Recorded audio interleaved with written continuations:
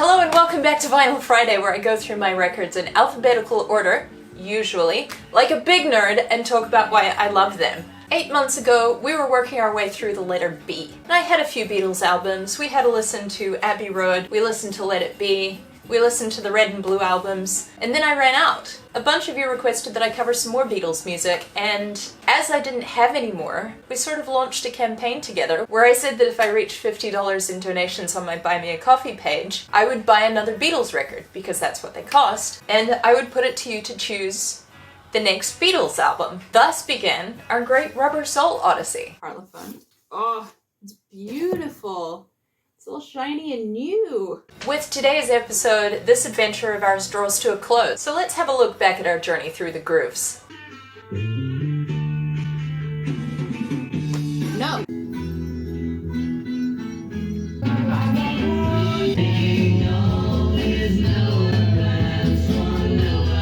To say about the things that you do.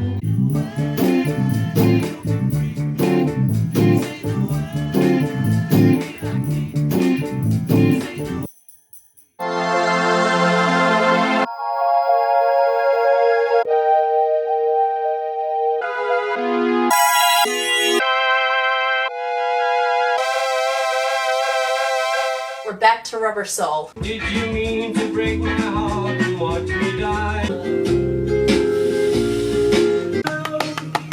There are places I remember.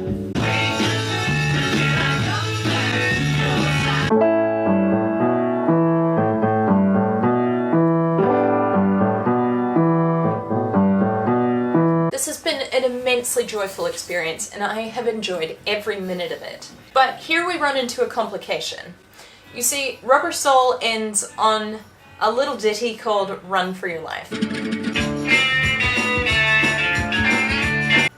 This song is highly contentious. I mentioned it once in passing in an earlier episode, and the comment section sort of turned into a bit of a quagmire. That's not to say that I don't enjoy a bit of lively discussion, but it did mean that I was a little apprehensive going into this episode. The problem is that I want to end up how I set out with this saga, namely emphatically outlining my love for this album. So what we're going to do is we're going to touch on a few points to do with this song before zooming out and examining Rubber Soul as a whole. That rhymed. They don't call me a songwriter for nothing. Generally, I don't enjoy riffing about the things that I don't like about a song, so I'm gonna let others speak for me. Ian MacDonald, who is the author of Revolution in the Head, didn't have very nice things to say about the vocal performance, and adds, the guitar work, some of which is badly out of tune, is similarly rough. The piercingly simplistic blues solo suggesting that the player was not Harrison but Lennon himself. Oh, that's a bit vicious. Thomas Ward of AllMusic says, it is arguably the weakest song on Rubber Soul, and one of the lesser items in the entire Lennon-McCartney songbook. Wowie. So, I'm not the only one who's not a huge fan of this song. In fact, John Lennon himself called it his least favorite Beatles song. Musically, I don't hate the song. I just think it's a little bit unremarkable. Some of John Lennon's other contributions on this song include Nowhere Man. He's a real nowhere man. Norwegian Wood. Isn't it good? Norwegian wood. Girl. Girl. What's the other one?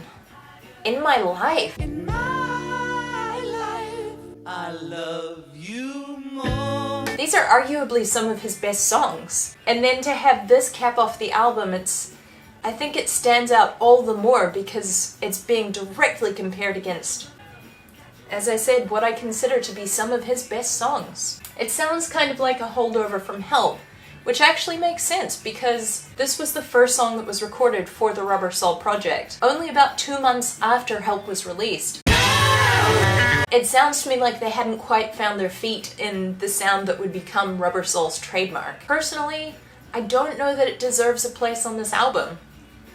But I also know that they were really down to the wire. They needed to finish this album before the end of the year, and they got it done in a matter of weeks. So, you know, I won't hold it against them, but not their best work, I think. Now, none of this is a huge issue for me. I mean, there are plenty of songs on Beatles for Sale that I find equally or more unremarkable than this one, with all due respect to Beatles for Sale. What I dislike actively about this song, and it is so rare for me to actively dislike anything about a Beatles song, is the lyrics, with their threatening, aggressive, and frankly misogynistic messaging. It's not my favorite. What's more, they were sort of thrown together haphazardly and thoughtlessly. John Lennon himself said that he was basically ripping off a line from an Elvis song called Baby Let's Play House. I'd rather see you dead, little girl, than to be with another man and a baby. I'm not going to go into it much further from here because what I want to do on this channel and in general in my life is to uplift music that I like. As a footnote though, John Lennon did have a sort of redemption arc in his 30s. I think Yoko probably sat him down and sort of talked him through the plight of women in general. Good for her. Well, at the time, I was more of a chauvinist than I am now, and I must say I was saying, well, come on, what about this and what about that? And I argued a lot. And then we talked more and more about it. In the last 2 years, it became more of a thing, and I had to, find out about myself and my attitude to women. However badly or poor people are, it's the woman that takes it when they get home from work. In 1972, the two of them released a single that is kind of an anthem to that effect. The title is a little inconceived, but the message of that song is, we tell her home is the only place she should be. Then we complain that she's too unworldly to be our friend. The single was his least successful of his career, really, but, good for you, John Lennon. Here's to growth and generally treating people well. At this point, I'm going to encourage you all to contribute your takes on this song, because I do really want to hear them, controversial or uncontroversial. Just, remember to be kind to each other, and remember that we are all here for the same reason, which is our mutual adoration for the best band in the world. Right, with that out of the way, let's wrap this up on a positive note and look at Rubber Soul as a whole. Needle drop.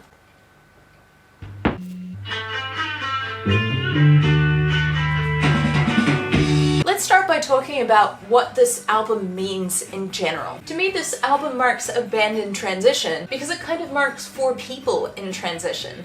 Like, these are boys who are maturing into their adulthood and honing their individual skills as musicians, finding their individuality. For me, this album contains the seeds of what these 4 men will become. You've got Paul's brilliant melodicism. These are words that go together well. You've got John's drive to introspect and his uncanny ability to capture his findings in a lyrical form that's sort of like accessible but also really profound. I know I'll never lose affection. Some people have things that went before.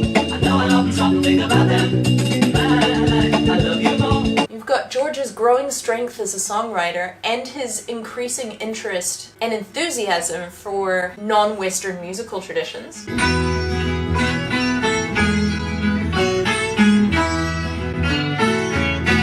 And Ringo's ability to deliver exactly what is asked of him with a perfection that's sort of grounded in his simplicity.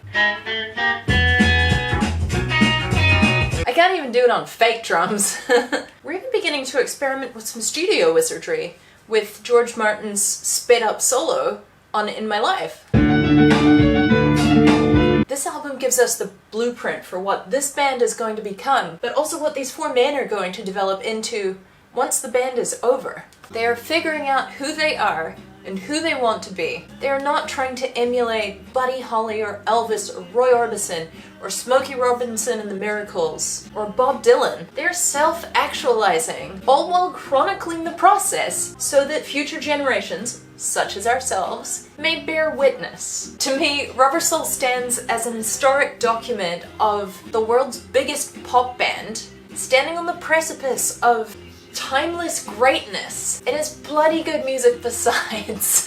What about personally? What does this album mean to me on a personal level? To me, Rubber Soul is sort of the soundtrack to my most carefree days as a child. It's like a warm blanket or a salve or a hug. Entirely comfortable as background music, but it's constantly revealing new information musically to me if I'm in the mood to sit down and give it my full attention. Even in the process of making these videos, I have learned new things about this album and heard things that I had never heard before. Every time I've sat at the piano or picked up a guitar or pulled up the bass. I have had a renewed appreciation for what these four men were able to do as musicians, as songwriters, as lyricists, as singers. Editor's note. This is a stellar example of self-centered delusion because it's almost like she's forgotten that we have an entire crew working here. We have a bass correspondent, a piano correspondent, a guitar correspondent, a storytime correspondent, as if she could do all of this by herself. Come on.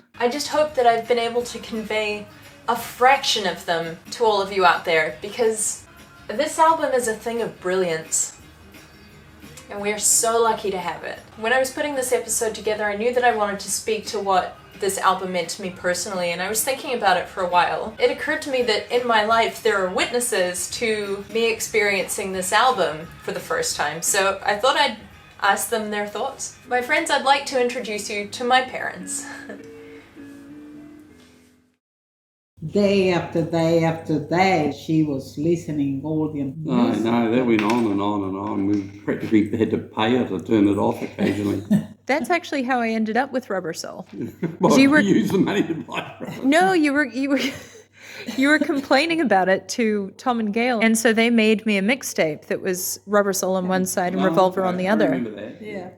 We have to organize one day per person to listen whatever they want, because if no, everybody will have the Beatles 7 days a week, 24 hours a day. Thanks, Mum and Dad, for your contribution to this video. To end this episode, I'd like to take it straight from the horse's mouth. Let us go now to our Storytime correspondent. We will again be taking today's readings from The Good Book. These are just a few sort of parting thoughts that the five Beatles, that is John, Paul, George, and Ringo, had on Rubber Soul. This first quote is spoken by George Martin. In the early days, they were very influenced by American rhythm and blues. And then, as time went on, other influences became apparent. And their ideas now were beginning to become much more potent in the studio. And they would start telling me what they wanted, finding new frontiers all the time. By the time of Rubber Soul, they were ready for new musical directions. On a similar note, John Lennon comments, "Everything any of us, do is influenced, but it began to take its own form.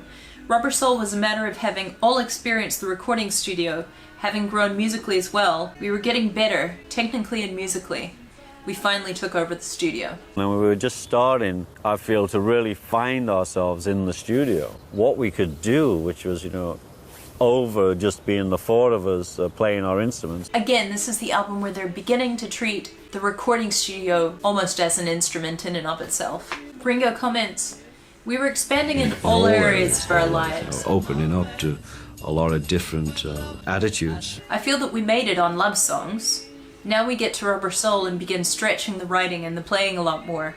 This was the departure record. A lot of influences were coming down and going on the record." This is Paul speaking. "Later, when we made Sgt. Pepper, I remember taking it around to Dylan," that's Bob Dylan. "I remember playing him some of Sgt. Pepper and he said, 'Oh, I get it. You don't want to be cute anymore.'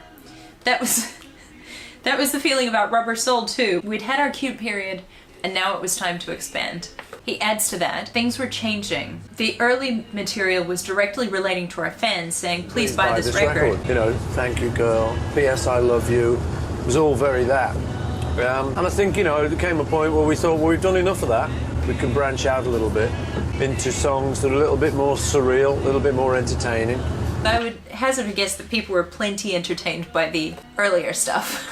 I'm going to assume he means more entertaining for the musicians to play with. George comments, "We lost the little innocence tag, the naivety, and Rubber Soul was the first one where we were fully fledged potheads." We'd grown up a little. I think Grass was really influential in a lot of our changes.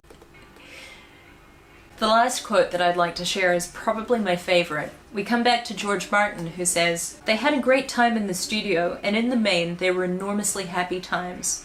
They would fool around a lot and have a laugh, particularly when overdubbing voices." And you have time to rectify all the things. I don't know. Do you want to fight? No. Okay. Good. Let's settle it other ways. Look, Terence, If is you it? wanted to resign from the amateur dramatics, do. It's not that. I put a lot of money and thought into the whole thing. Yeah, but let's face it, you're crap. Aren't you? Well, all right, all right. I mean, you're only doing walk-ons. Whose father was it got the hall in the first place, eh? Yes, you're only doing walk-ons and you're farting those up. Christ, you're Give us a making kiss. Ha! John was funny. They all were. My memory is of a very joyful time. It's one of my favourite albums. I think it's a great album. I do really feel that comes through in the music. So we've reached the end of the Rubber Soul journey. I wanted to ask whether you'd be interested in doing this little exercise again, where we run a little campaign to buy another Beatles album for the channel. So if you're interested, I'll leave a link in the description for my Buy Me a Coffee page. If we hit $50 in donations, I'll put up a poll for what the next album will be. Once you've all chosen, I'll go out and buy another Beatles record for us to work our way through. Assuming this happens, I won't be able to vote in the poll, but personally, my hope would be for Revolver, because, in part because of all of you and this extended deep dive into this album, the Elementary Penguins have reformed. And Revolver is the next album that we're going to be working our way through. So, you know, in addition to arguing about Run for Your Life, let me know in the comments whether this is something that you would like to do again, and or feel free to make a donation to my Buy Me a Coffee page. But as always, no pressure. And again, as always, thank you to everybody who has made a donation. I really appreciate you. That's it from me. Thanks for hanging out with me. Thanks for being my friends on this journey. I'll see you here next week. Have a great weekend.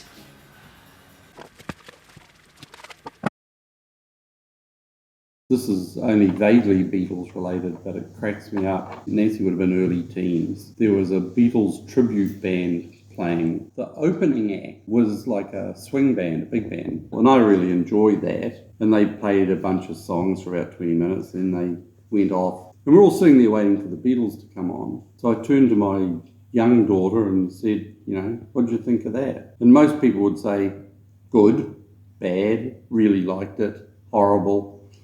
Nancy goes, it's disappointing because the guy on the second trumpet came in half a beat late after the middle eight on the second song. What a big nerd. And I'm just sitting there going, what the hell's wrong with this kid? Oh, that was the first time it really occurred to me that she was a bit unusual. That was my early teens? Yeah.